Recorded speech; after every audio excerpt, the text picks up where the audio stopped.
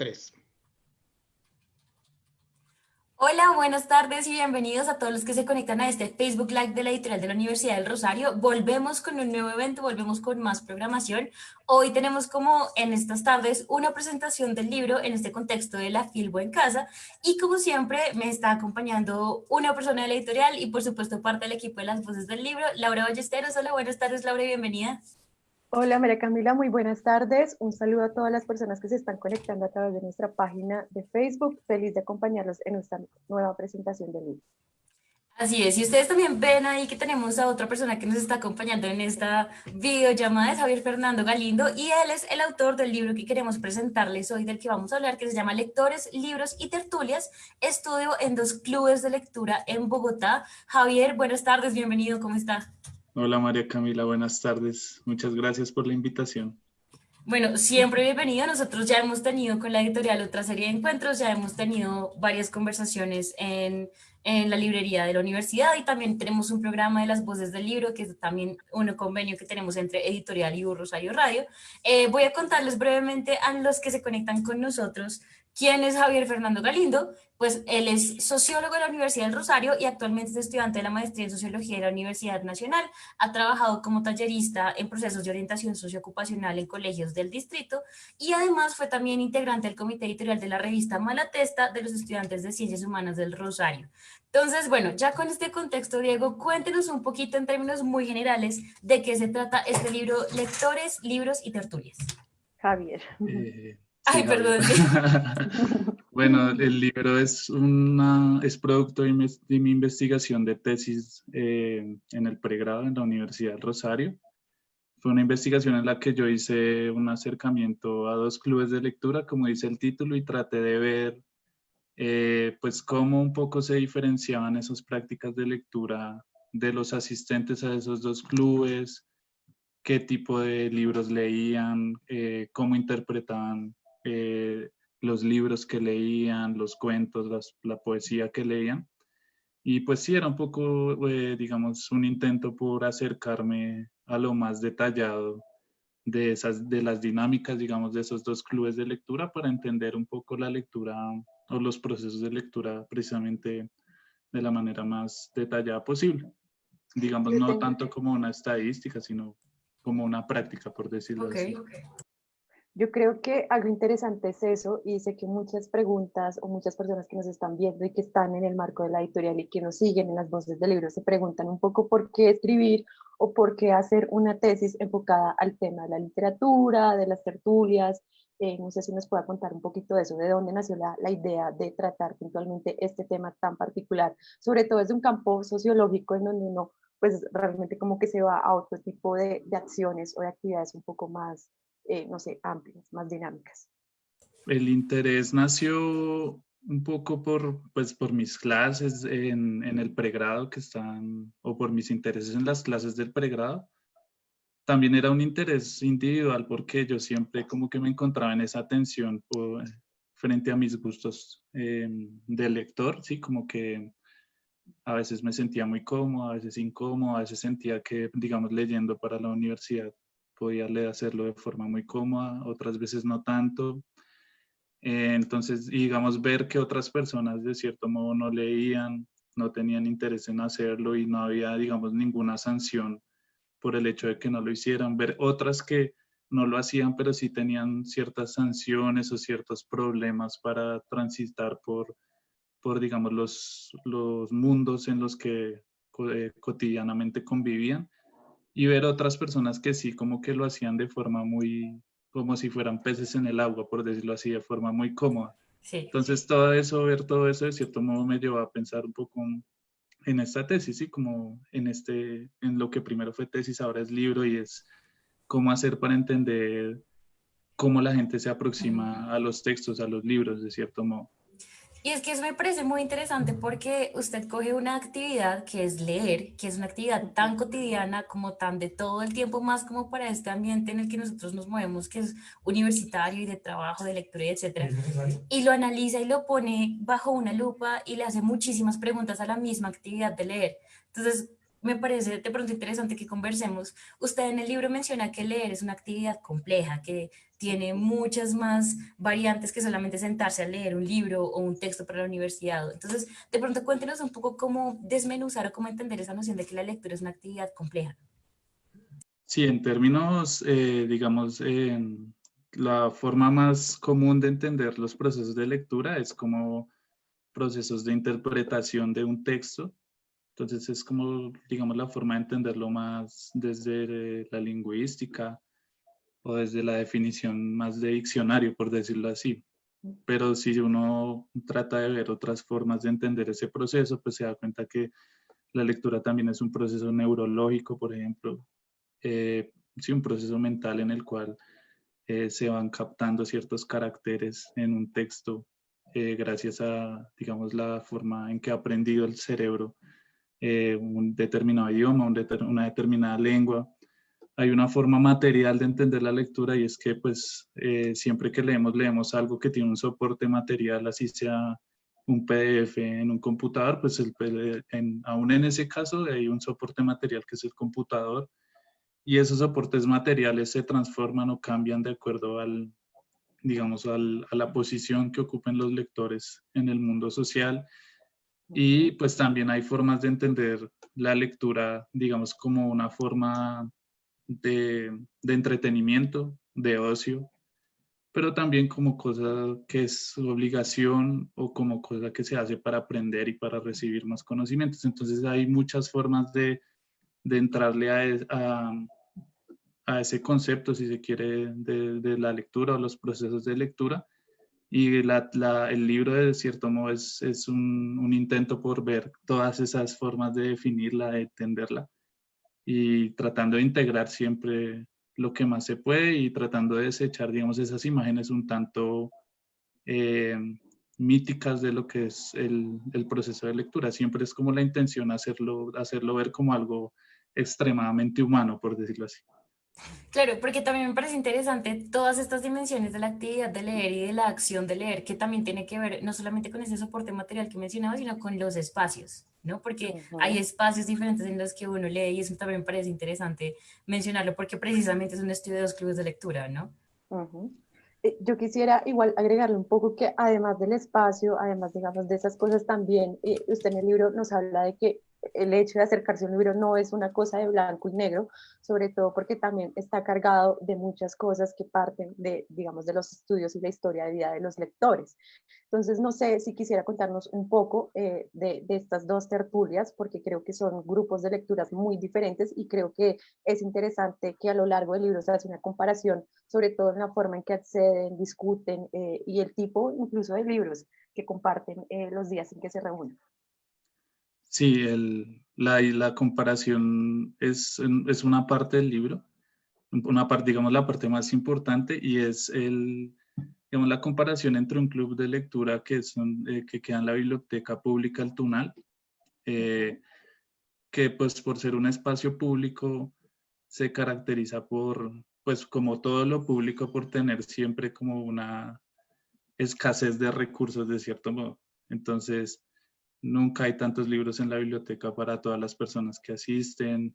Siempre se tienen que crear un montón de estrategias para que todas las personas puedan leer, se sacan fotocopias, se proyecta en vídeo y en el libro. Se leen usualmente los libros que están en la biblioteca y normalmente las bibliotecas se demoran un poco, o al menos las bibliotecas públicas se demoran un poco en tener las novedades. Uh -huh. Y digamos, por oposición hay una forma de leer en Lubina, que es una librería que queda en el barrio La Macarena, que es mucho más, digamos, relajada en esos términos de los recursos materiales que se requieren para leer. Sí, digamos que ahí la mayoría de personas tienen la capacidad económica para poder obtener los libros y para acercarse a las novedades. Y ese acercamiento a las novedades, pues, de cierto modo es muy importante porque permite estar a la vanguardia. Y cuando uno está a la vanguardia, pues digamos que la vanguardia también es poder hasta cierto punto. Entonces, esa es como una distinción que hay entre esos dos clubes.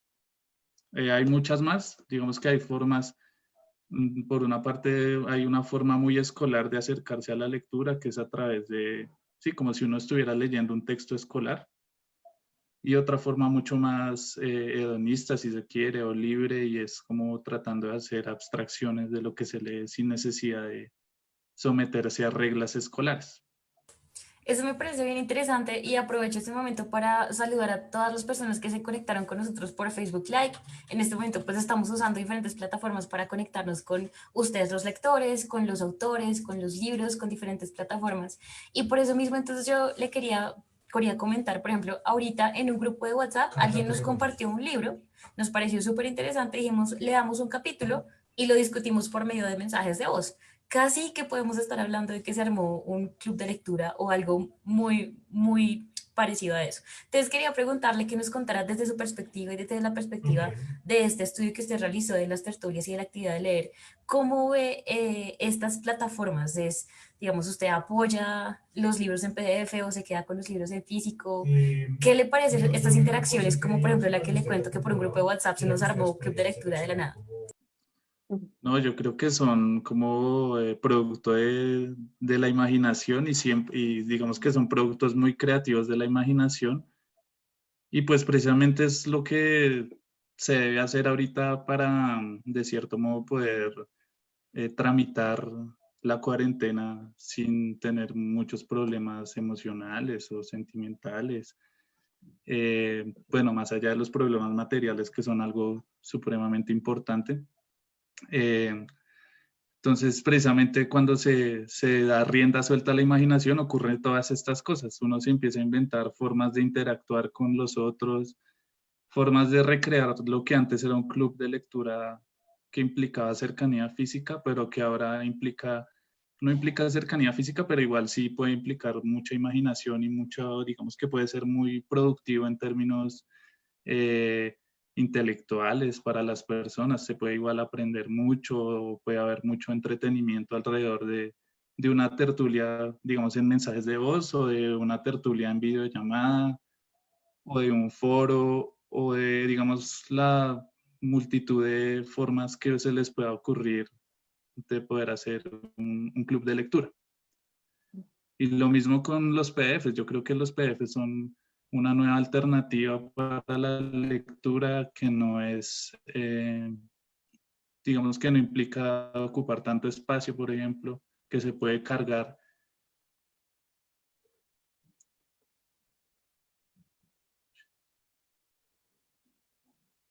Hola. Hola Javier, ¿nos escucha? Creo que se cayó. Sí, Sí, ya, creo que ya se las cayó un escucho, momento, perdón, ya. perdón. No, no, tranquilo. Tranquilo. De pronto puede retomar el último comentario que hizo sobre los PDF. Sí, en el caso de los PDF, yo creo que hay también una nueva alternativa para, digamos, leer, por ejemplo, sin tener tanto peso, Ujú. que esos libros se puedan cargar para todo lado y eso, digamos que también es una innovación muy grande en la industria editorial informal incluso, no solo en las editoriales grandes y que tienen un montón de recursos, sino en general en cualquier tipo de edición supremamente informal, que es como una forma de, sí, de poder solucionar problemas que presentan también los libros físicos y más aún en este periodo de pandemia. Así es. Bueno, yo creo que algo también interesante del libro es que se desarrolla, digamos, un trabajo muy de la mano de los lectores y de alguna manera nos damos cuenta de las diferencias culturales, sociales y los intereses particulares que tienen sobre la lectura. Yo quisiera que compartiera con nosotros unas reflexiones generales, un poco para poder plantearle también a todas las personas que nos están viendo lo importante que es leer, pero sobre todo que no, el no hacerlo o hacerlo de una manera de pronto no tan rápida, no tan constante, pues tampoco es algo malo, que creo que es una de sus conclusiones muy interesantes del libro, que realmente la lectura, o sea, un buen lector no supone que entonces se lea 10, Perdón, Laura, 15 ¿me días puedes en, repetir la pregunta? Sí, sí, sí, sí. Qué Pues pena. no, la pregunta está orientada a unas reflexiones ya más finales enfocadas a por qué leer, al trabajo y al ejercicio de leer y puntualmente a que la lectura, digamos que no necesariamente es un determinante para categorizar a una persona como intelectual o no. Creo que es una de las conclusiones a las cuales llega el libro. Ah, sí, sí, sí, sí. Digamos que la idea también es pensar hasta qué punto los procesos de lectura son una actividad natural al ser humano y son un deber ser. No, no todos los procesos de lectura, sino más pensando como en los procesos de lectura de libros físicos, que no son un deber ser y no son algo que todos debamos hacer necesariamente o de forma natural. De cierto modo, es algo que se construye a lo largo de la vida, es un gusto o una afiliación que se construye a lo largo de la vida, y hay personas que no construyen ese gusto o no construyen esa afiliación. Y pues eso, digamos que no implica eh, que deban ser juzgados como personas que no deben existir, o no se me ocurre, como si fueran demonios, por decirlo así. O que de pronto porque tienen gustos particulares, incluso creo que se desarrolla con una de las participantes del grupo de literatura de la Biblioteca del Tunal, cuando ella decía que de pronto sentía cierto tipo de empatía por los libros de superación, no recuerdo muy bien, pero era un poco ese género que claramente es muy cuestionable comercialmente y muy cuestionable socialmente, en donde se dice que el tipo de personas que gustan de ese tipo de literatura, pues no cumplen ningún tipo de función, porque pues a la final incluso dicen que ese tipo de productos literarios no cumplen con unos parámetros que determinan si son buenos o no los libros. Sí, No lo sé. lo de la superación personal es como un punto importante ahí en la discusión, porque pues sí, la superación personal es como lo que más se critica de todos los tipos de textos literarios. Entonces, pues de cierto modo el ver que hay personas que lo leen y que lo aprecian puede ser ofensivo, pero también es un poco adentrarse en ese universo para tratar de entenderlos y tratar de entender por qué es que les gusta, cuáles son esas razones que los llevan a leer, a comprar esos libros, sin necesidad de entrar a juzgarlos, sino tratar de entender cuáles son esas razones para que ellos busquen, digamos, algún tipo de superación a través de la lectura, precisamente. Claro, porque además también es interesante pensar no solamente en qué clase de libro le interesa leer a la persona, sino, como usted lo mencionaba también antes, es cómo se pueden conseguir esos libros. Entonces, por ejemplo, eh, a mí me pasaba cuando era chiquita que era la prima menor y entonces los libros que tenía que leer en el colegio me lo pasaban mis primos mayores. Entonces, y así era que yo tenía mis libros que tenía que leer en el plan lector en el colegio, pero digamos que también hay otros fenómenos en que, por ejemplo, en este momento uno puede conseguir los libros en PDF o en ebook, pero también seguramente van a llegar los libros de los primos y pues digamos que esos procesos de lectura son también interesantes tenerlos en cuenta, ¿no? Así es. Sí, Sobre todo digamos, porque creo que lo... Ay, perdóname, Javier, no, ¿quieres tranquilo. seguir? Sí, digamos, Bueno, si son procesos, perdón, no, tranquilo. dale.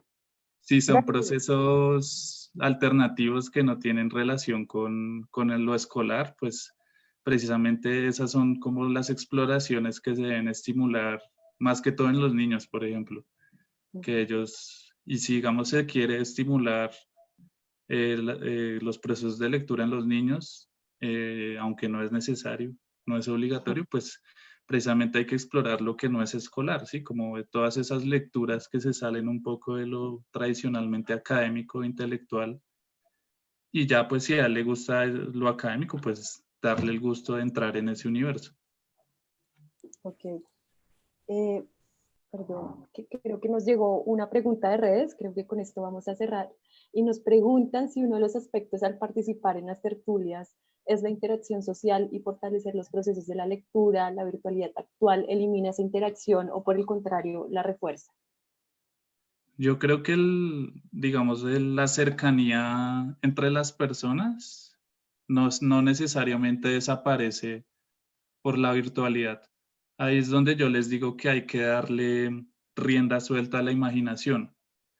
Obviamente, sí, yo no puedo comer virtualmente, sí, no me puedo comer la imagen que está en el computador o sí, muchas cosas que no puedo hacer virtualmente, pero sí las puedo imaginar, y en esa imaginación es donde encuentro el placer o la entretención al momento de hacer la tertulia en este caso, ¿sí? Como que hay que dejarse llevar un poco también, crear alternativas. Si uno lo piensa en términos más grandes, digamos ya de política pública o lo que hace la Cámara Colombiana del Libro, pues ya lo que uno tiene que hacer es imaginar muchas alternativas, investigar mucho sobre cómo a través de la virtualidad se podría pues llevar digamos, estas interacciones literarias o de lectores.